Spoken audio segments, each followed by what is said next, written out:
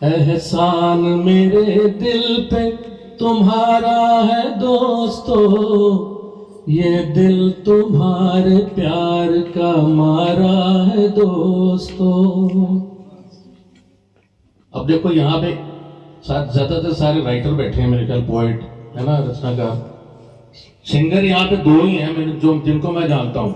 एहसान मेरे दिल पे तुम्हारा है दोस्तों, एहसान मेरे दिल पे तुम्हारा है दोस्तों, ये दिल तुम्हारे प्यार का मारा है दोस्तों, ये दिल तुम्हारे प्यार का मारा है दोस्तों। यारों ने मेरे वास्ते क्या कुछ नहीं किया, 100 बार शुक्रिया, अरे 100 बार शुक्रिया। यारों ने मेरे वास्ते क्या कुछ नहीं किया, 100 बार शुक्रिया, अरे 100 बार शुक्रिया। बचपन तुम्हारे साथ गुजारा है दोस्तों, ये दिल तुम्हारे प्यार का मारा है दोस्तों। एहसान मेरे दिल पे तुम्हारा है दोस्तों, ये दिल तुम्हारे प्यार का मारा है दोस्तों। जैसे के देखा है कहीं मेरे यार सा हंसी, चांद ने कहा चांदनी की कसम, नहीं नहीं नहीं। मैंने पूछा चांद से कि देखा है कहीं मेरे यार सा हंसी, चांद ने कहा चांदनी की कसम, नहीं नहीं नहीं। मैंने पूछा चांद से, मैंने ये हिजाब तेरा ढूंढा, हर जगह शबाब तेरा ढूंढा, कलियों से मिसाल तेरी पूछी, फूलों में जवाब तेरा ढूंढा। मैंने पूछा बाग से फलक हो या जमीन, ऐसा फूल है कहीं, बाग ने कहा हर कली की कसम, नहीं नहीं नहीं। मैंने पूछा चांद से।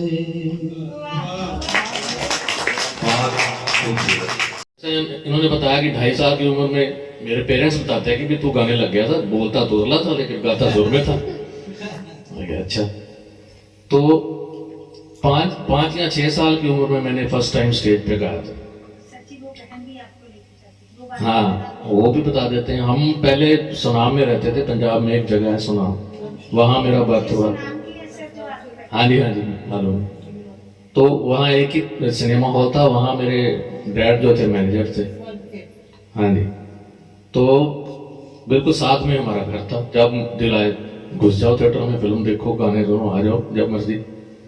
तो मेरी सिस्टर मुझसे 12 साल बड़ी थी। वो जब मैं रोता था छोटा सा, अभी कुछ महीनों का ही होगा, वो बहाने में उसको भी दिल था फिल्म देखने का, उसका बड़ा शौक था। हमारे घर में सबको शौक म्यूजिक का, फिल्में देखने का। तो वो मेरे को उठा के, मेरे बहाने थे, चलो इसको चुप कराते हैं, ले जाती थी थिएटर में। तो वहीं से हम, पता नहीं वो नेचुरली वो भगवान की एक कुदरत की वो देन थी, वहीं से संगीत, वहीं से फिल्मों का सारा कुछ। और वो जो थिएटर था वो भी सर आपके पिताजी का? नहीं, वो मैनेजर थे वहाँ पे। हाँ, तो इस तरह से वो संगीत मेरे अंदर आता गया, वो एक्टिंग भी आती गई, सब कुछ। वो गाने रफ़ी साहब के, किशोर दा के, लता जी के, वो सब हमारे अंदर समा गए। नैन्सी पूछती है, सर आप कैसे गाने प्रिपेयर करते हो, कितनी बार सुनते हो, फलाना ढिमकाना। मैंने कहा मैं बैठ के ऐसे सुनता नहीं हूँ कि आज मैंने ये गाना सुनना है, इसको याद करना। ये तो बस बसे हुए हैं। चलते आ रहे हैं बचपन से, रेडियो चल रहा है घर पे, हम खेल रहे हैं, खेलते हुए, लेटे हुए, भागते हुए, बस खाना खाते हुए, गाने अंदर जा रहे हैं, उस बस जा ही रहे हैं, उस अंदर समाये जा रहे हैं वो। बस वो ऐसे समा गए कि कोई भी चीज इधर से उधर कोई गाता है तो इधर से उधर थोड़ा सा भी हो जाए, है ये नहीं था, ऐसे नहीं था, ऐसे होना चाहिए। तो 5 साल की उम्र में जब मुझे स्कूल वालों ने कहा भी मेन सिंगर तो मैं डिक्लेयर हो ही गया था, सैटरडे को जब कंपटीशन हुआ तो उन्होंने कहा जी आप ही गाने गाओगे, आप ही एक्टिंग करोगे, आप ही डांस करोगे, आप हीरो हो हमारे स्कूल के। तो वो गाना था तो प्रिपेयर किया, उसमें ग्रुप के साथ था, मैं मेन सिंगर था।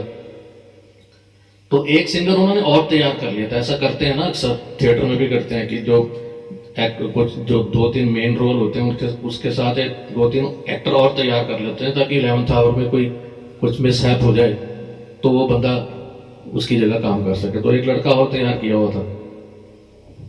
मुझे एन मौके पे बुखार हो गया 104 डिग्री, मैं तो घर पे सोया हुआ था।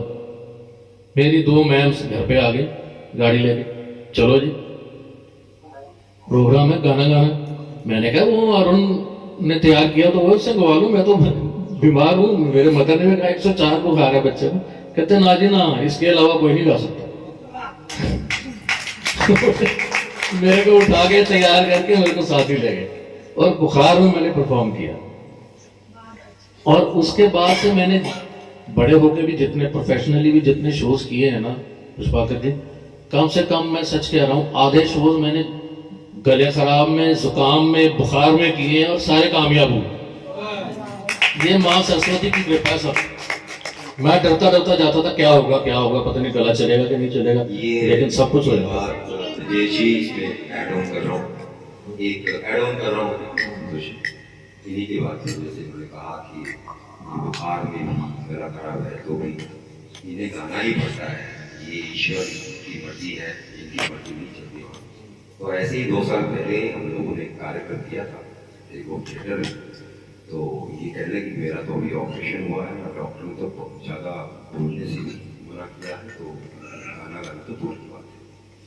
मैंने कहा आप आए तो ईश्वर की कृपा रहेगी, आप गाएंगे भी और मंच पर वो गीत भी सुनाएंगे जो गीत बहुत मुश्किल होते हैं गाने, वो भी सुनाएंगे। तो वो आप वो बात भी साझा कर सकते हैं।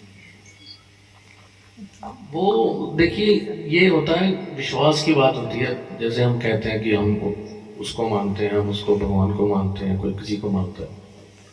मेरी जिंदगी में एक थोड़ा धार्मिक हो जाएगा, 2-4 मिनट। मेरी जिंदगी में ह्यूमन फॉर्म में नहीं है इस वक्त, उनको गुरुजी बोलते हैं, पता नहीं आप लोग जानते हैं कि नहीं। हाँ, तो आज से 2.5-3 साल पहले वो मेरी जिंदगी में आए थे।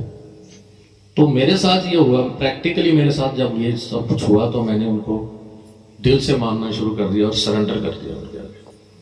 भाई जो करेंगे वही करेंगे, सारी टेंशन सारी चिंताएं छोड़ दी मैं कि ये ऐसे करना है, वैसे करना है, फलानी स्कीम लड़ाओ, ये करो, वो करो, उससे मिलो, सब छोड़ दिया। वैसे भी मेरी नेचर में ये था ही, ज्यादा लोगों से मिलता नहीं।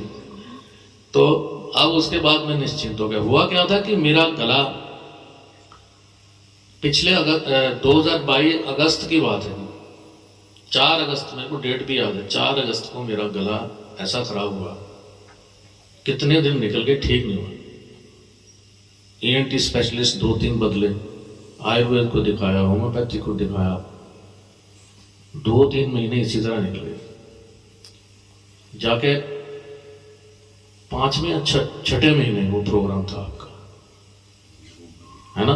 हाँ, तो यही बात हुई। ये कहते नहीं, मैंने कहा भी मैं तो बात भी नहीं कर सकता, मैं थोड़ी सी बात करता हूं तो मेरा गला बैठ जाता है और ऐसे मेरे गले में क्रैक्स जो आने शुरू हो जाते थे।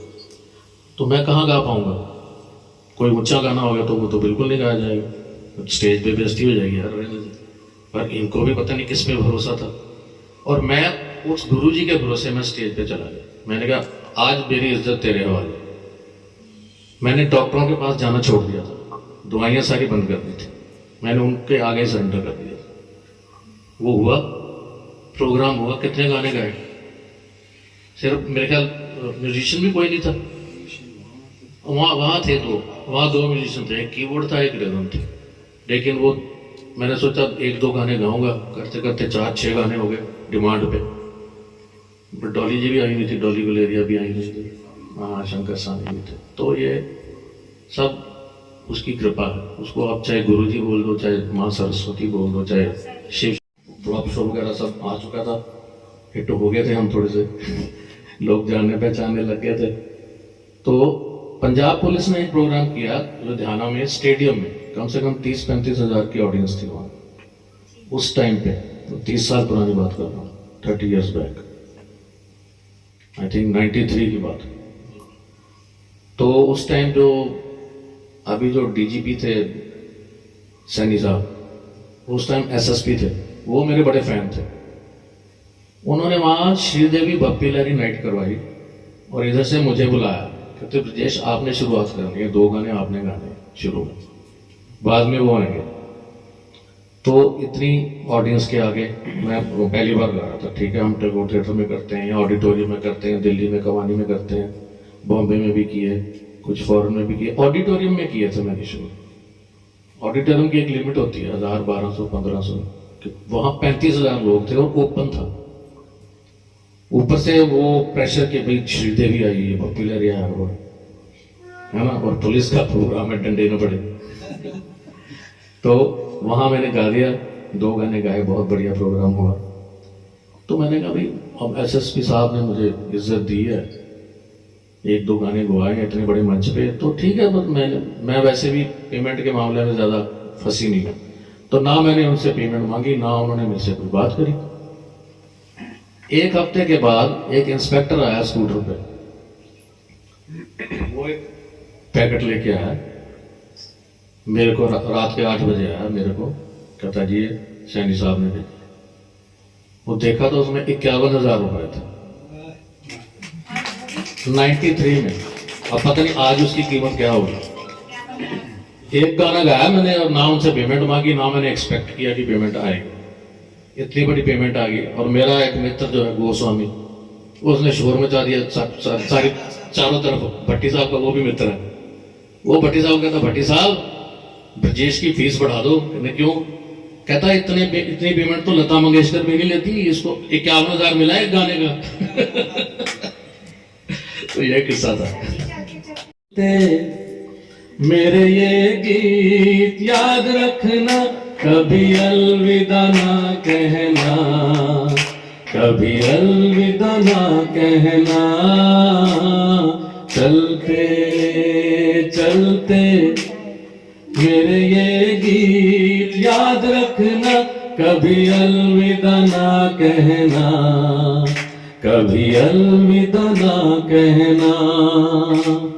रोते हंसते बस यूं ही तुम गुनगुनाते रहना, कभी अलविदा ना कहना, कभी अलविदा ना कहना। चलते चलते मेरे ये गीत याद रखना, कभी अलविदा ना कहना, कभी अलविदा ना कहना।